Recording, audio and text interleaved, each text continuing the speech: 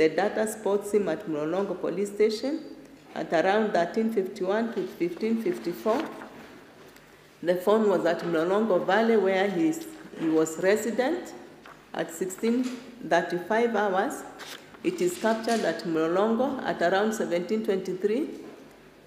At Center Mombasa Road up to around 18:39, and that at 18:55 the first accused phone is captured at Mlolongo Police Station. At 20:26, his phone is captured at Mlolongo Gwata, and around 21:50 at Mlolongo Police Station, and finally Mlolongo Valley at around 20:01. So the phone data of the first and the fourth accused places them away from the relevant sites where the conspirators swung into action to take the appropriate actions again, which culminated with the murder of the deceased person. In addition, as shown on the part of the fourth accused, he put forward alibi defense and called witnesses who corroborated his evidence, effectively shaking the veracity of the evidence of the fifth accused's confession against him, which was the only other evidence against him. As for the first accused, there was other evidence against him, as will be shown in the judgment. Now, the phone data of the second and the third accused, Mr. Umbeta for the second accused submitted that the phone data of the second accused supported his defense of the times he was not at the post, which is the time the deceased were brought and later taken away from the post. Now, Mr. Keegan for the third accused submitted that the third accused played no role, was not mentioned in the confession of the fifth accused, and that all that her phone data established was that she was in the locations claimed, but that that did not connect her to the offenses. He also urged that PW18 in his evidence confirmed that the third accused left the post at 18:30 hours. Mr. Keegan urged in the alternative that the court should consider the police pecking order and find that the third accused person, being a junior officer, had to obey orders. Now, PW44 presented the phone data for the line 0720 388 784, registered in the name of Stephen Cheburet Mrogo, who is the second accused in this case. He testified that the phone data for the second accused, Exhibit 100B, shows that on the 23rd of June 2016, at 6:19 hours, he was at Syokimau Kiunguni, which is within the AP post. At around 8:42 hours, his phone was at Mlolongo Police Station. This is around the same time that the fifth accused also arrived at that station from Waidaka.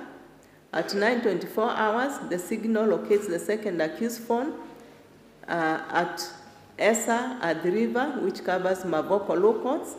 PW44 say that that was also the same time the fifth accused arrived at the locals' premises. At around 10:40 hours to 10:48, the second accused phone is located at the river Transview, which is where the railway line, the site of the kidnapping, is located. At 11:13 and 12:01, the signal is along Mombasa Road, whereas at 12:10, it is at Caltex Depot. At 12 hours, that is 2 minutes later, is back to Syokimau AP post and remains there up to 18:49 without leaving. So the time of 12:12 is crucial because it was around the same time that the deceased persons were transported to the post and placed in the cells and kept there until the evening. So between 18:30 hours and 1900 hours, the deceased were taken from the post to Soweto open field, which was the murder scene. Now, PW44 stated that around 18:51 hours, the second accused phone signal was recorded at Caltex Depot, and 9 minutes later at Mastermind's Mombasa Road.